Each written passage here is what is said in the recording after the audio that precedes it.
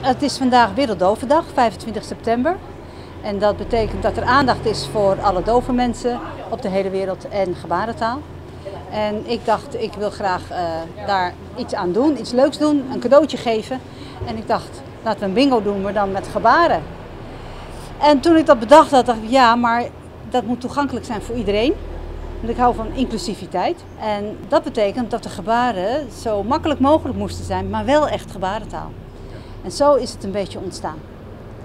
En voor de publiek die daar aanwezig was, ze hebben toch van het bingo genoten. Hoe vond je de reactie van het publiek, dus hoe ze meedoen?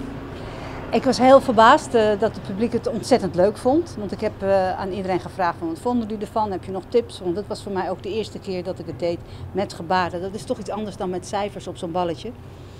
En de mensen vonden het hartstikke leuk.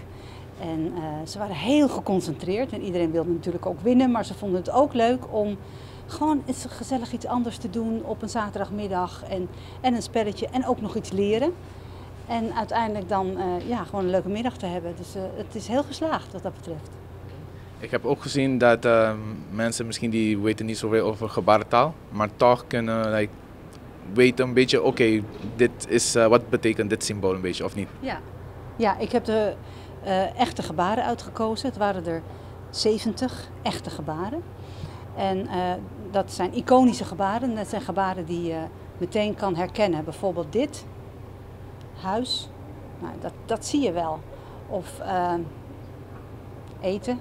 Of drinken. Nou, dat soort gebaren heb ik allemaal uitgezocht en die op de kaarten gezet. En op de balletjes geschreven.